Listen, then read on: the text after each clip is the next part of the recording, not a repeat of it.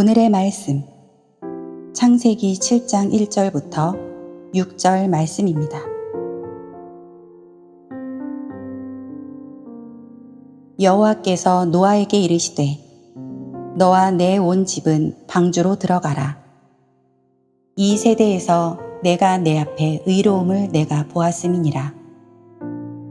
너는 모든 정결한 짐승은 암수 7씩, 부정한 것은 암수 2씩을 내게 데려오며 공중의 새도 암수 7씩을 데려와 그 씨를 온 지면에 유전하게 하라.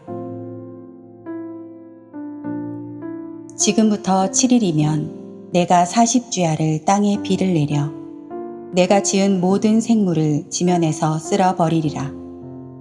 노아가 여호와께서 자기에게 명하신 대로 다 준행하였더라. 홍수가 땅에 있을 때에 노아가 600세라. 아멘. 우리는 어떤 상황이나 또 무언가를 대할 때에 그 어떤 관점 또는 어떤 이 마음을 가지고 바라보느냐에 따라 그 의미를 다르게 해석하는 그런 습관이 있습니다. 예를 들면 이런 것입니다. 예수님께서 너희 중에 죄 없는 자가 먼저 돌로 치라는 말씀을 비뚤어진 마음으로 바라보게 되면 이렇게 해석할 수 있습니다. 잔인한 예수, 연약한 여인에게 돌 던지라 사주. 또 예수님께서 바리새인들을 향해 이 독사의 자식들아 라고 하신 말씀을 또한 이 비뚤어지고 또 왜곡된 마음으로 바라보면 이렇게 해석을 할 수 있습니다. 예수, 국민들에게 욕설 파문 논란. 소크라테스의 악법도 법이다 라는 말을 왜곡된 마음으로 바라보게 되면 소크라테스 악법 옹호 파장. 시저의 주사위는 던져졌다 라는 말을 또한 왜곡된 마음으로 바라보게 되면 시저 평소 주사위 도박광으로 밝혀져. 니체가 한 말이죠. 신은 죽었다 라고 하는 말을 비뚤어진 마음으로 바라보게 되면 현 정권 신이 죽도록 뭐 했나.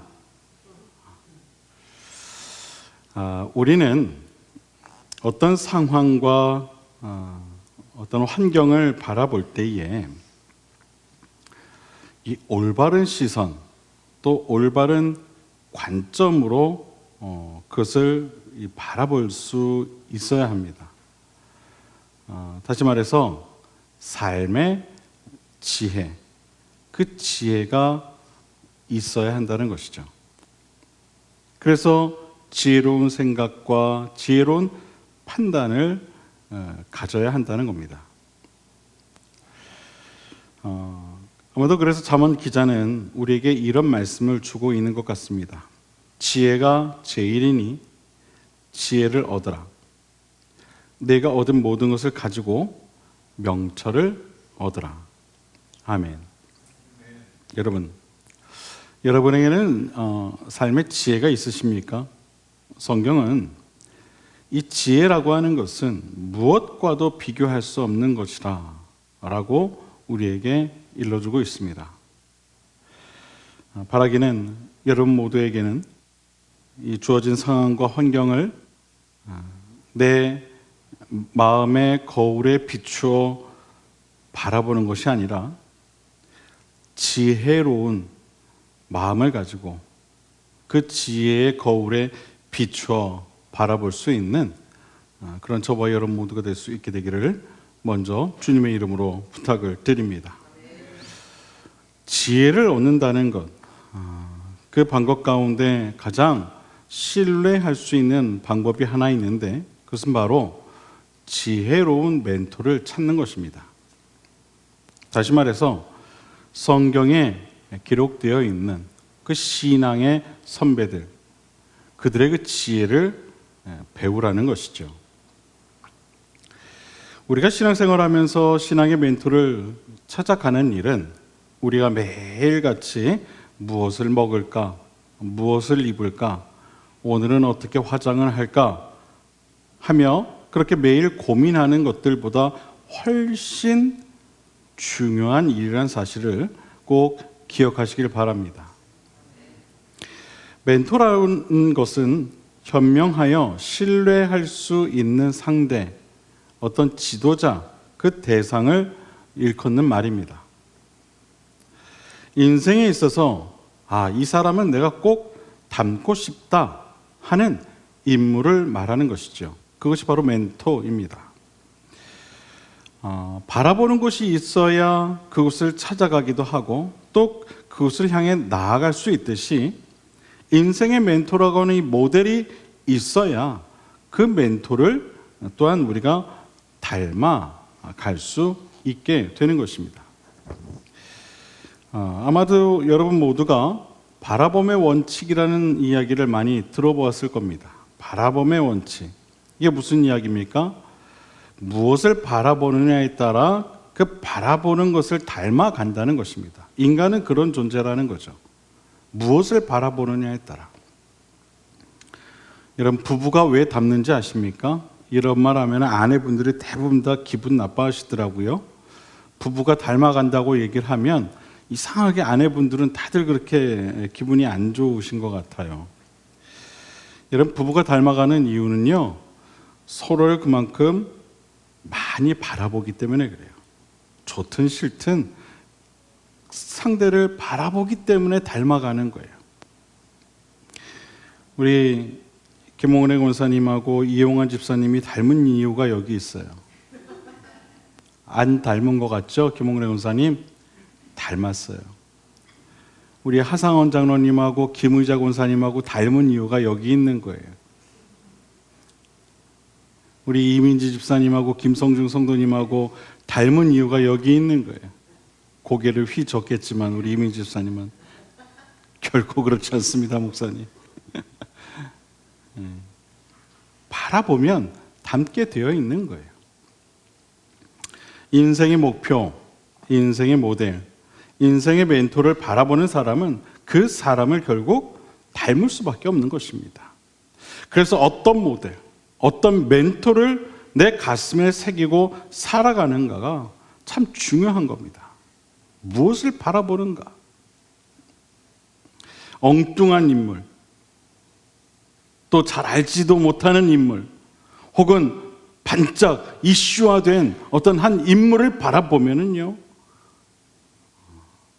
잘못된 방향으로 갈 수 있는 거예요. 오늘 대장장이가 여행을 떠나려는데 한 손님이 찾아와서 자신의 말에 사용할 편자 100개를 만들어 달라 그렇게 부탁을 했다고 합니다. 여행은 일정이 있어서 이 대장장이는 자신의 제자에게 편자 100개를 만들 것을 요청하고 그리고 여행을 떠났다고 합니다. 여행을 잘 다녀와서 이제 그 자신의 제자가 만든 편자들을 다 살펴보는데 모두 엉망이 되어버렸다는 거예요. 이게 왜 이렇게 된 것인가 알아보았더니 이 제자가 주문을 한 편자를 가지고 하나를 만들고 또 자신이 만든 그 하나를 또 본떠서 또 다른 하나를 만들고 또 그 다음 그 만든 편자를 가지고 또 하나를 만들고 계속해서 자신이 만든 편자 그 하나하나를 가지고 만들다 보니까 엉망이 되고 말았던 거예요. 처음에 가져다 준 그 모델을 가지고 하나하나 그걸 가지고 만들었어야 되는데 이걸 만들고 난 그걸 또 가지고 모델을 가지고 계속 만들다 보니까 나중에는 처음 것과 나중 것이 전혀 다른 편자가 되었다는 겁니다. 이런 모델이 이렇게 중요한 거예요. 엉뚱한 모델을 보고 만든 상품이 결국 못 쓰는 상품이 되고 말았듯이 누구를 모델 삼아 내 인생을 살아갈 것인가? 그것은 참 중요한 일이 아닐 수 없는 거예요. 물론 우리가 궁극적으로 바라보아야 할 인생의 모델은 예수님이시죠. 믿으십니까? 그것은 누구도 부정할 수 없는 사실이에요. 우린 예수님을 닮아가야 돼요. 예수의 마음을 배워야 돼요. 그런데 불완전한 인간이 완전하신 예수님을 닮아간다라는 것은 여간 어려운 일이 아니에요. 예수님은 살아계신 하나님의 아들이자 하나님 본체이시죠. 완벽하신 분이세요. 그러는 예수님을 우리가 어떻게 닮아갈 수 있겠습니까? 거의 불가능에 가깝겠죠. 그래서 우리는요, 조금은 인간적인 그런 신앙의 멘토를 찾아야 되는 거예요. 조금은 실수하기도 하고 조금은 실망스러운 모습도 있지만 그래도 우리가 닮아가기에 부족함이 없는 그러한 신앙의 멘토를 찾아야 하는 겁니다. 궁극적으로 예수님을 닮아가는 것이 우리 신앙의 목표이기는 하지만 그 목표에 이르기까지 어떤 중간자적인 신앙의 멘토들을 두어 단계적으로 그들의 신앙을 닮아갈 때에 우리는 결국 예수님을 닮아가는 그런 신앙이 되어질 줄로 믿습니다. 오늘은 노아를 통해 이 신앙의 멘토에 관한 이야기를 나누려고 합니다. 노아를 모르는 사람은 아마도 없을 겁니다. 노아 하면 떠오르는 단어들이 있죠. 홍수, 방주, 무지개, 하나님과 동행한 사람, 언약, 의로운 자, 셈과 함과 야벳의 아버지, 포도주, 순종, 여러 단어들이 아마 떠오를 거예요. 먼저 노아가 성경에 등장하게 된 배경과 내용을 간략하게 여러분들에게 소개하면 이렇습니다. 아담과 하와가 하나님 앞에서 범죄하여 이 세상에 죄가 들어오게 되죠. 이제 그것이 사람들 마음 가운데 계속해서 물들어지게 됩니다. 죄가 만연하게 돼요. 사람의 죄악이 이 세상에 가득하여 마음으로 생각하는 모든 계획들이 악할 뿐만 아니라 하나님 보시기에 너무나도 좋지 않았던 거예요. 그래서 하나님께서 다짐하시죠. 내가 이 땅 위의 모든 인간들을 다 물로 쓸어버리리라. 그러나 그때 한 사람 노아만은 예외였습니다. 하나님 보시기에 그가 의인이요 당신 마음에 합한 완전한 자였던 것이죠. 노아는 항상 하나님과 동행했습니다. 하나님과 교제했습니다. 그리고 하나님께 순종하는 삶을 살았습니다. 하나님은 노아에게 나무로 방주를 만들라 그렇게 말씀하시죠. 노아는 하나님의 명령을 따라 나무로 방주를 만들기 시작합니다. 홍수를 대비하게 되죠. 노아가 다른 사람들에게 방주로 들어오라 이야기합니다. 그러나 사람들은 그의 말을 듣질 않습니다. 마침내 노아와 그의 가족들만이 방주로 들어간 후에 하나님께서 방주의 문을 닫으시죠. 그리고 땅에 40주야 비를 내리십니다. 방주 안에 들어간 노아의 가족들과 노아가 데려간 동물들을 제외하고는 땅의 모든 생물들이 멸절하게 됩니다. 1년쯤 후에 땅에 물이 마르자 노아와 그의 가족들은 방주 밖으로 나오게 됩니다. 그들이 나와서 가장 먼저 한 일은 다른 것이 아니었어요. 하나님께 예배하는 일이었죠. 그리고 새로운 삶을 그들이 시작하게 됩니다. 하나님께서 그들에게 복을 주십니다. 생육하고 번성하게 하시죠. 땅에 충만하도록 그들을 복 주십니다. 그리하여 오늘날 노아로 인해 인류가 살아남아 땅에 존재할 수 있게 된 것입니다. 이것이 노아가 성경에 등장하는 전반적인 이야기의 전부입니다. 노아라는 이름의 의미는 이렇습니다. 휴식, 구원을 가져오다 라는 의미를 가지고 있어요. 그게 노아라는 이름의 뜻입니다. 노아는 람에게 아들이며 대홍수 이전 10족장 중 한 사람이었습니다. 그것도 마지막 족장이었죠. 노아는 500세 되었을 때 세 아들을 낳습니다. 셈과 함과 야벳이죠. 홍수가 100년 후에 일어났으니까 대략 100년 가까이 하나님의 홍수 심판을 했을 것이라 그렇게 우리는 추측할 수 있습니다. 100년 동안 배를 만들었다는 거예요. 노아의 인품에 대해서는 성경에 사실 기록된 것은 없습니다. 하지만 그의 성격이나 인품이 어떠했는가를 우리는 그의 상황들을 통해 그의 또한 모습들을 통해 추측해 볼 수 있죠. 노아는요 당시 흠이나 결점이 없는 의인으로 그렇게 인정받았다라고 성경이 기록하고 있어요. 흠이 없다. 결점이 없다. 여러분 얼마나 단단한 사람이었는지는 알 수 있을 겁니다. 그의 성품이. 전세기 기자는 그를 하나님과 동행하는 사람이라 했고 히브리 기자는 그를 의의 후사라고 그렇게 묘사했습니다. 결론적으로 노아는 하나님과 매우 친밀한, 매우 단단한 그런 사람이었다라는 것을 우리는 알 수가 있습니다. 그랬으니 하나님께서 그를 통해 역사하셨겠죠.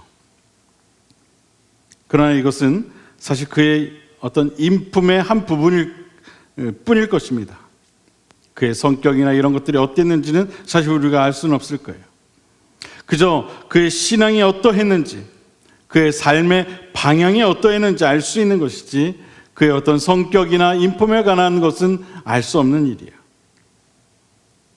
여러분, 성경에 나오는 많은 이 신앙의 멘토가 될 만한 그런 분들 가운데 성격이 괴팍했던 인물들이 있었다는 사실 여러분 아십니까? 대표적인 인물이 바로 베드로죠. 베드로는 뱃사람이었다고 우리가 잘 알고 있습니다. 또한 성격이 매우 급한 인물이었다는 것 또한 우리가 알 수 있죠. 성경이 그렇게 기록을 하고 있어요.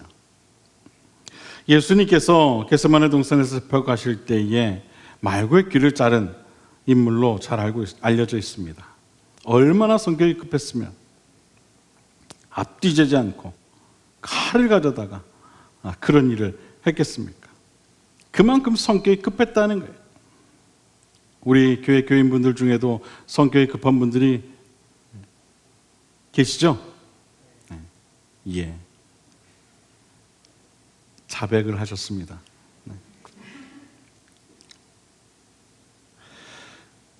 그런데 제가 생각하기로는 노아도 만만치 않았던 것 같아요. 성격이 만만한 성격은 아니었을 거라는 거죠.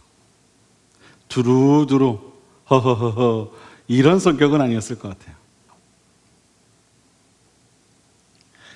여러분, 노아는요 하나님의 명령을 받았어요. 어떤 명령이었습니까? 배를 만들라는 명령이었죠. 방주의 크기에 대해 성경은 이렇게 기록하고 있어요. 대략 길이가 120에서 130m, 높이가 13m, 너비가 대략 22m. 어마어마한 규모의 배였어요. 대략 축구장 1.5배라고 생각하시면 됩니다. 그런 큰 배를 만들었어요. 그것도 100년 동안. 이런 100년 동안 배를 만들었다. 야, 노아 성격도 보통이 아니었을 것 같지 않습니까? 그쵸? 네?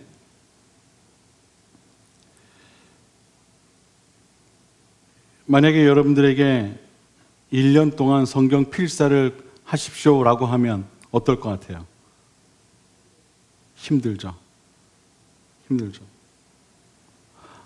목사님은 지금 눈도 지금 노안이 나서 보이지도 않는데 목사님이 1년 동안 성경 필사 이거 어떻게 하라고 아마 하면서도 막 불평불만 아마 중간에 포기하는 분들도 많이 계실 거예요. 그죠? 근데 여러분, 노아가 100년 동안 배를 만들었어요. 그 당시 뭐 요즘과 같은 어떤 그런 좋은 시설이 있었겠습니까? 아니죠. 도끼, 톱, 칼 뭐 이런 것들로 만들었겠죠. 여러분, 어떤 성격이었을까? 대충 감이 오시죠? 한 번 물면 절대로 놓지 않는 정말 악착 같은 그런 인물이었으면 분명해 보입니다. 엄청난 고집쟁이였을 것 같아요. 엄청난 고집쟁이. 이거 아니면 안 돼. 그런 고집쟁이였을 것 같아요. 우리나라에서 고집세기로 유명한 3대 성씨가 있죠. 저희 교회도 그 성씨 가운데 한 분이 계셔서 말씀은 드리지 않겠지만 그 중에서도 최 씨의 옥리의 대머리가 1등이랍니다. 제가 대학 다닐 때 저희 기독학생연합회 지도 교수님, 지금 목사님이시지만 그분이 딱 그랬어요. 최 씨의 옥리의 대머리였어요. 아마 노아의 고집은 이보다 더하지 않았을까. 그런 생각을 해보게 됩니다. 생각해 보세요. 100년 동안 주위의 시선을 아랑곳하지 않고 배를 만들었다. 야, 이건 뭐 말 다 한 거죠. 좋게 말하면 순종한 것이고 나쁘게 말하면 꽉 막힌 사람이 있던 거예요. 물론 그런 성격을 알고 계셨기에 하나님께서 노아에게 배를 만들라 하시지 않았을까 생각합니다. 아무튼 노아는 보통 고집이 아니었다는 것이 제가 내린 결론입니다. 나중에 가서 한번 물어보겠습니다. 천국에 가서 한번 물어봐야죠. 아마 여러분 가운데에도 물론 이것에 비할 바는 아니겠지만 고집 있는 분들이 분명히 계실 거예요. 또 혹은 남들이 보기에 좀 까다로운 그런 성격을 가진 분들이 계실 거예요. 그러나 여러분 실망하지 마십시오. 하나님은요 그런 성격도 사용하시네요. 보니까 그런 성격도 사용하시네요. 물론 대신 고집만 세서는 안 되겠죠. 하나님은 고집만 보고 역사하시는 분이 아니십니다. 노아는요 고집이 있었을 뿐만 아니라 또 괴팍했을 뿐만 아니라 하나님께서 사용하시기에 합당한 올바른 삶의 방향과 지혜를 겸비했어요. 신앙적으로 그는 하나님 보시기에 부족함이 없었던 거예요. 즉 고집과 올바른 신앙 이 둘이 만났기에 그가 하나님의 역사를 이룰 수 있게 되었다는 겁니다. 여러분 고집만 세지 마시고 항상 하나님과 동행할 수 있는 그러한 신앙이 되시기를 바랍니다. 그러면 하나님께서 여러분의 그 고집을 통해서도 일하실 거예요.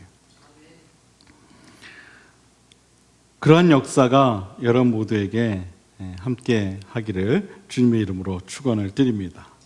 노아는 하나님의 심판이 임박했음을 경고하라는 사명을 받은 사명자였습니다.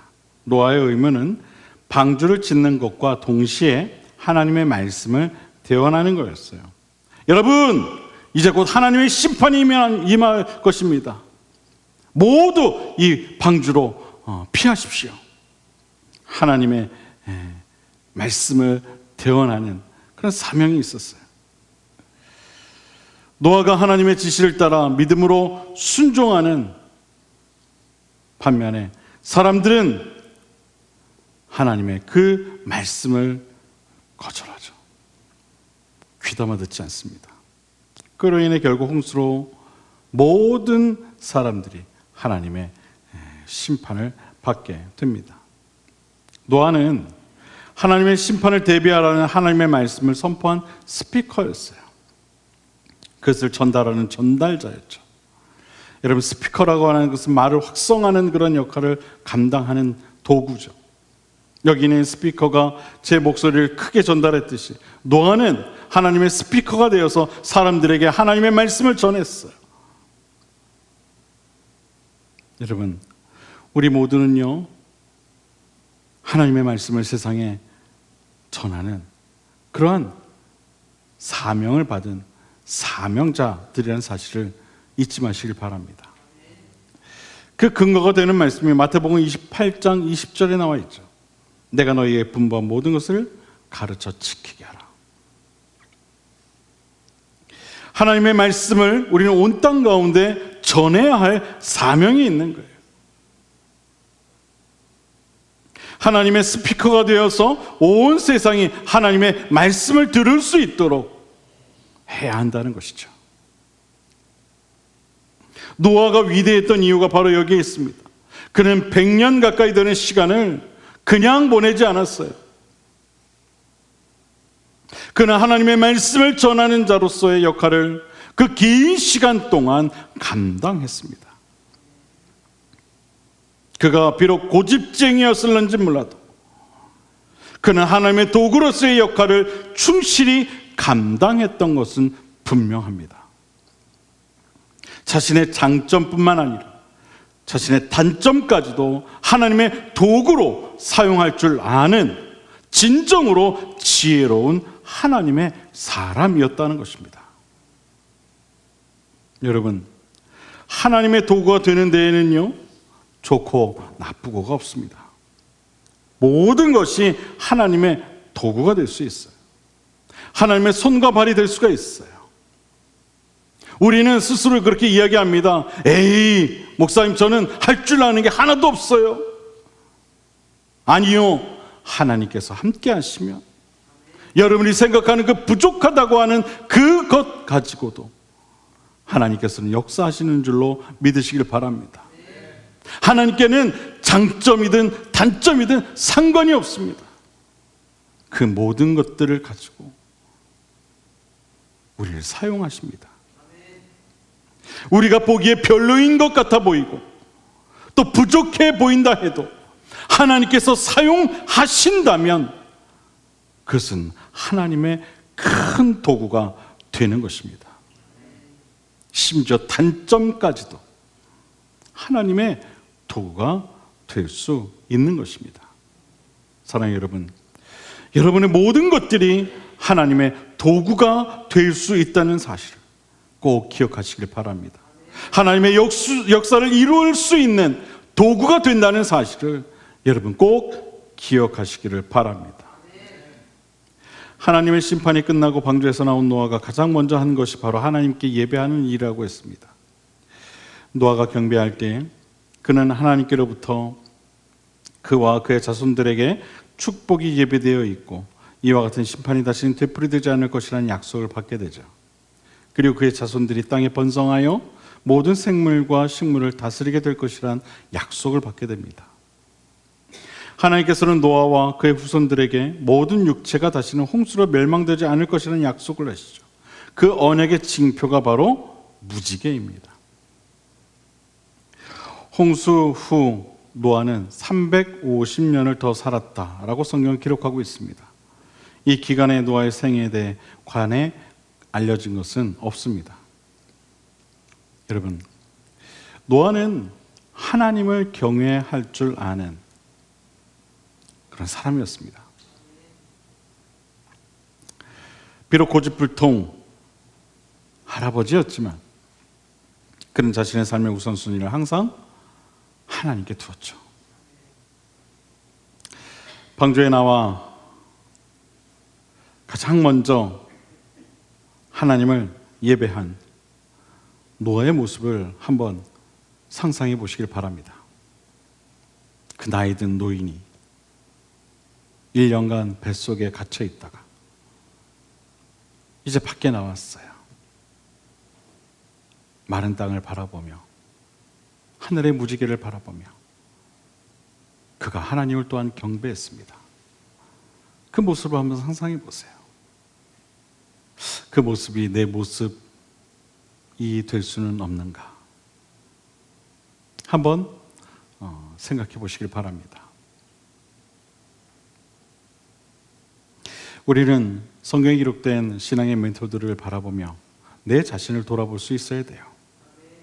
과연 나는 노아와 같이 될 수 없는가? 그것을 닮아가야 하지 않을까? 하는 마음의 다짐과 결단이 있어야 하는 것입니다. 노아는요, 대략 950세까지 살면서 자신의 삶의 우선순위를 결코 바꾸지 않았습니다. 죽을 때까지 하나님을 경외하는 삶을 살았죠. 죽을 때까지.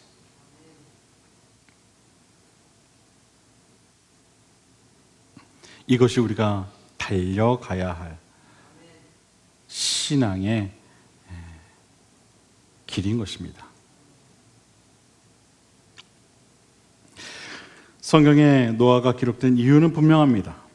그는 자신의 장점뿐만 아니라 단점까지도 하나님의 역사를 이루는데 사용했습니다. 그가 그렇게 할 수 있었던 것은 다름 아닌 하나님을 경외하는 삶을 살았기 때문입니다. 노아는 이러한 삶의 원리를 너무나도 잘 알고 있었어요. 자신의 모든 것이 하나님의 역사를 이루는 데 사용되는 데 있어서 그 힘의 원천이 바로 하나님을 경외하는 데 있다는 지혜가 그에게는 있었던 것입니다. 하나님의 역사는 우리의 힘으로 이루는 것이 아니라는 사실을 우리는 너무나도 잘 알고 있습니다. 이유는 우리의 힘으로 하나님의 역사를 이루기에는 우리가 가진 힘이 너무나도 연약하기 때문이죠. 그래서 우리가 하나님의 일을 감당하기 위해서는 반드시 하나님의 도우심이 있어야 하는 것입니다. 우리가 하나님을 경외할 때 하나님은 우리에게 하나님의 일을 감당할 만한 힘을 허락해 주시는 줄 믿으시길 바랍니다. 우리의 장점뿐만 아니라 우리 단점까지도 하나님의 역사를 위해 사용하시게 되는 줄 여러분 꼭 믿으시길 바랍니다. 여러분, 노아도요, 우리와 똑같은 성정을 가진 사람이었습니다. 우리와 별반 다른 사람이 아니었어요. 그도 괴팍한 성격을 가지고 있었고요, 그도 매우 까다로운 사람이었다는 거예요.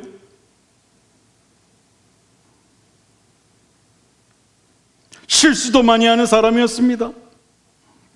그런 그가 하나님의 역사를 이룰 수 있었던 것, 그가 이렇게 성경에 기록될 수 있었던 것은 다른 것 아닙니다. 그가 평생을 하나님을 경외하는 삶을 살았기 때문입니다. 노아의 삶 전체가 하나님을 향해 있었기 때문에 가능했었음을 우리는 분명히 기억하고 또한 그의 그 모습을 배워야 할 줄로 믿습니다. 저는 우리 교회 모든 성도님들의 삶이 노아의 삶과 같게 되기를 바랍니다.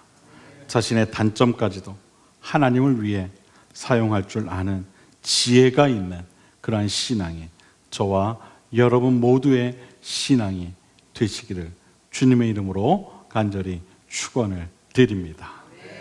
여러분, 우리가 습관적으로 하는 말이 있어요. 아유, 하나님, 저는 못해요. 아유, 저는 너무 부족해요. 아유, 저는 실수도 많이 하고요. 저는 단점도 많은 사람이에요. 저는 할 수 없어요. 그러나 여러분, 하나님은요, 그런 거 상관하지 않으세요. 그런 거 상관하지 않으세요. 우리의 마음의 중심에 하나님을 향한 그런 열정과 그런 마음이 있다면 하나님은 그 마음을 통해 여러분의 그 단점까지도, 여러분의 그 부족함마저도 사용하실 거예요. 그런 믿음을 가지고 돌아갈 수 있는 오늘 이 시간 저와 여러분 모두가 될 수 있게 되기를 다시 한번 주님의 이름으로 부탁을 드립니다. 기도하겠습니다.